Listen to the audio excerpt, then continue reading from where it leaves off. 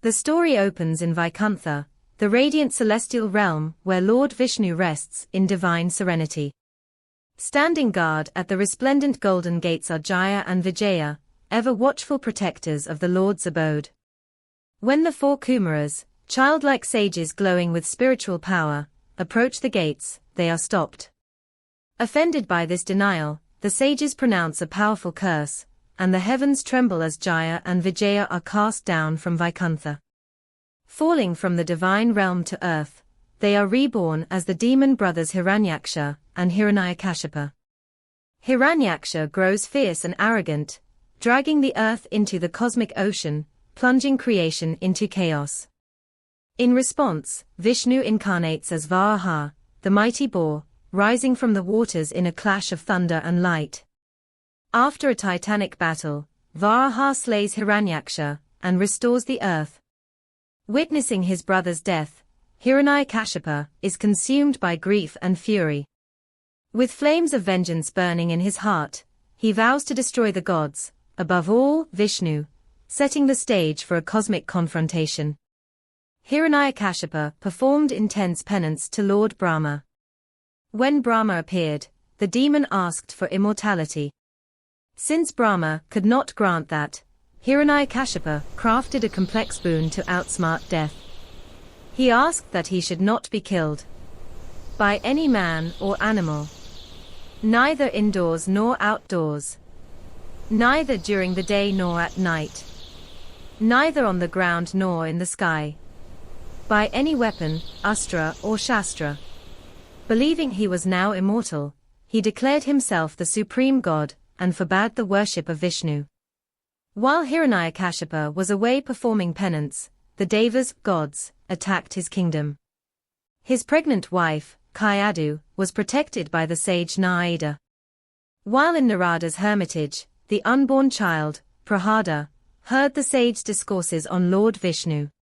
As a result, Prahlada was born as a Mahabhagavata, great devotee. Even at school, when his teachers, Sonda and Amaka, tried to teach him politics and economics, Prahlada would instead preach the 9 processes of devotion Navavida Bhakti to his fellow students. When Hiranyakashipu discovered his son was a devotee of his sworn enemy, he was enraged. He ordered Prahlada's execution in several ways, but the boy remained unharmed due to his faith. Hiranyakashipu first ordered that Prahlada be given a cup of deadly poison disguised as sweet nectar. Servants trembled as they offered it to the smiling child. But Prahlada simply closed his eyes, whispered the name of Narayana, and drank it. The poison turned powerless, as harmless as cool water. The king was shocked, but his anger only deepened. Enraged, the king summoned colossal war elephants, beasts that had crushed warriors and boulders alike. Their tusks were sharp, their trumpets echoed like thunder. Prahlada was placed in their path, the ground trembling beneath each massive step. But as the elephants charged, they suddenly stopped. Their fury drained away. They bowed their heads gently before the boy, as though recognizing something divine in him, and refused to harm him. Hiranyakashipu gnashed his teeth in frustration. In desperation, Hiranyakashipu ordered the child taken to the peak of a towering mountain, so high that the clouds drifted below its summit. "Throw him down," the king commanded. Prahlada fell through the air, but before he touched the ground, a soft golden glow surrounded him. He landed as lightly as a leaf settling upon the earth. The king then had Prahlada thrown into a chamber filled with venomous serpents, creatures with glistening scales and hissing tongues.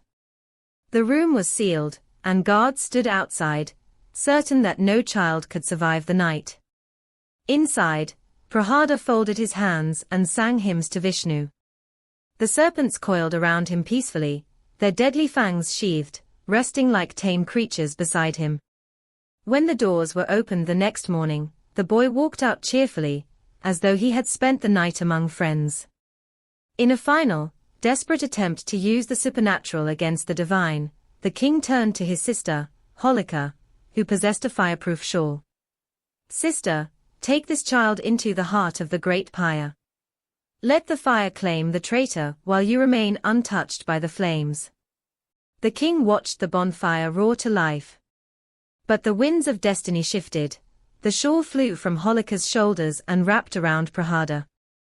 The king screamed in rage as his sister was reduced to ash while his son walked through the embers unscathed. Finally, Hiranyakashipu dragged Prahlada to the palace hall. Pointing at a stone pillar, the king mocked, "If your God is everywhere, is he in this pillar?" Prahlada calmly replied, "Yes, father." In a fit of rage, Hiranyakashipu struck the pillar with his mace. The pillar burst open, and Lord Narasimha emerged, a terrifying form that was half man and half lion. Narasimha bypassed every condition of Brahma's boon. Neither man nor animal, he was a hybrid Narasimha. Neither indoors nor outdoors, he dragged the king to the threshold, the doorway. Neither day nor night, it was twilight, dusk. Neither ground nor sky, he placed the king on his thigh's lap. No weapon, he used his fingernails, claws, to disembowel the demon. After the killing, Narasimha's rage was so great that the entire universe trembled.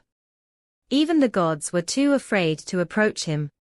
Only the child Prahlada walked forward fearlessly and touched the Lord's feet. Narasimha immediately calmed down, licked the boy's forehead like a lioness with her cub, and offered him a boon. Prahlada asked for nothing for himself, but only that his father be forgiven for his sins. Lord Vishnu granted this and crowned Prahlada as the king of the Asuras, where he ruled with wisdom and righteousness for many years. I sincerely request you to like and subscribe to my channel.